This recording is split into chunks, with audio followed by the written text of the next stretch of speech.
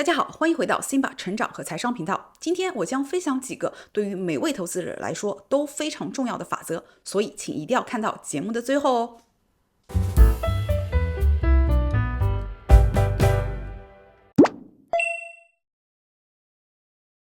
萨姆规则。萨姆规则是由美联储的经济学家 Claudia Sahm 提出的，它是用于预测美国经济衰退的指标。根据萨姆规则，当3个月失业率的移动平均值减去前一年失业率的最低点，所得数值超过 0.5%时，预示着经济开始进入衰退阶段。那从这张圣路易斯联储网站上的实时萨姆规则衰退指标趋势图可以看出，过去每一次经济衰退都符合这一规则。熟悉萨姆规则对于投资者非常重要，因为它提供了经济衰退的早期预警，而经济衰退通常伴随着股票等风险资产的下跌。那以股市为例，如果投资者能够识别这一信号，就能及时的减少股票持仓，从而转向避险资产，像是债券和黄金。那再以债券为例，经济衰退通常伴随着利率下降，这对长期债券价格有着正面的影响。债券投资者可以根据萨姆规则的信号，增加债券的投资，以获得较高的价格收益。那在房地产投资方面，经济衰退期间，房地产市场就会面临压力。了解萨姆规则的信号，房地产投资者就可以提前采取措施，例如减少杠杆，增加流动性储备，以应对市场的下行风险。面对衰退信号，货币政策的制定者通常会采取积极的刺激政策，以防止经济过度衰退。我在美联储美股的实际操盘手这期节目中介绍过，美联储在面对经济衰退时是如何分别通过传统的和非常规的货币政策工具来应对的。其中传统的政策工具就是降低联邦基金利率，非常规的政策工具之一就是量化宽松。疫情之后，美联储的大规模流动性注入导致了严重的通货膨胀，随后美联储采取了量化紧缩和加息的政策来抑制通胀。到了目前为止，美国的经济依旧强劲，可是最近萨姆规则又频频的被一些经济学家和华尔街广泛的讨论。根据最新的2024年6月的非农数据，美国的失业率在最近几个月持续上升，6月的失业率已经达到了 4.1%。那我们用4月到6月的平均移动失业率，再减去过去12个月失业率的最低值，发现数值刚刚达到 0.5%。那这是否意味着经济衰退即将开始？美联储是否会开始降息？美联储已经逐渐退出了量化紧缩，如果接下来失业率的数据保持在 4.1%， 甚至是继续上升，相信美联储就会开始降息。72法则。投资者在开始投资时会希望了解资产翻倍所需的时间，例如假设我投资了10万元，多久可以翻倍变成20万？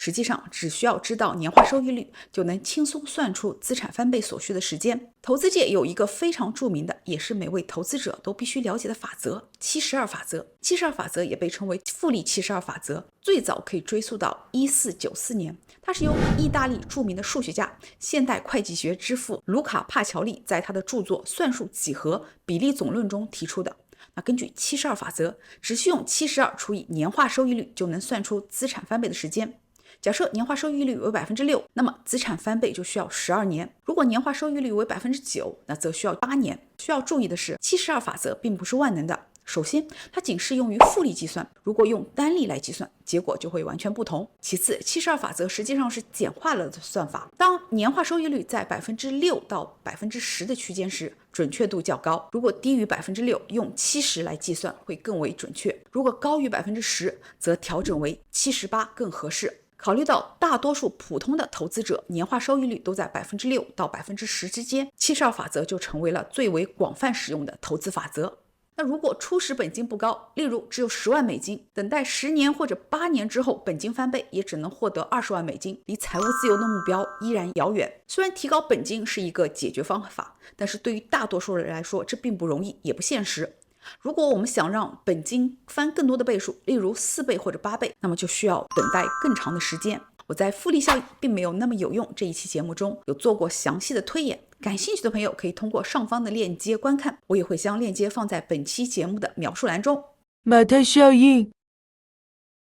马太效应是指优势的一方会继续获得更多的优势，而劣势的一方则会继续积累劣势，导致强者愈强、弱者愈弱的现象。这个概念是由社会学家罗伯特·莫顿于1968年首次提出的。最初它是用于描述科学界的现象，即著名的科学家在获得更多的资源、赞誉和机会的同时，非著名的科学家则很难获得认可和支持。虽然我们并不知道谁是第一个将马太效应引入经济学领域的人，但是在20世纪末和21世纪初，随着对市场不平等和财富分配的关注增多，马太效应开始被经济学家和投资者广泛的讨论。在股票市场投资中，大型的企业和知名上市公司往往能吸引更多的资金，获得更多的市场份额和资源。那无论是机构还是散户投资者，资金都倾向于追捧这些企业。今年以来，标普500指数上涨了 17%， 而这 17% 的涨幅主要是由美股7大科技巨头推动的。如果将这7家公司剔除，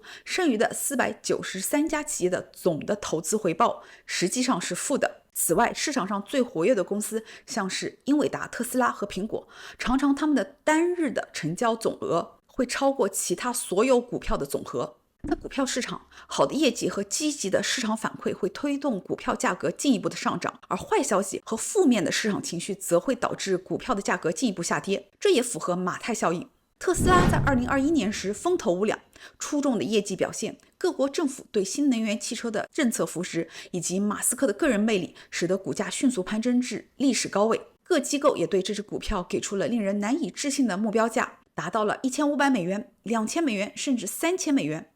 然而，随着业绩表现的下滑，马斯克收购推特等一系列的操作，加上各国政府对于新能源汽车政策扶持的下降，特斯拉股价一路下滑，跌出了万亿美元俱乐部。市场上也充斥着各类的负面消息，任何的负面消息都可以成为股价下跌的理由。机构们也纷纷下调目标价格，有的甚至给出了区几十美元的目标价。因此，对于股票投资者来说，了解马太效应的意义在于识别市场中强者愈强的现象。这可以帮助投资者集中资金追捧那些少数的具备优势的股票，从而降低择股的难度。同时，投资者也能够顺势而为，当股票的投资逻辑发生变化时，就要毫不犹豫地更换投资标的，以应对市场的动态变化。好了，今天的分享就是这样。如果喜欢今天的节目，请点赞转发，并且订阅我的频道。感谢你的观看和支持，我们下期节目再见，拜拜。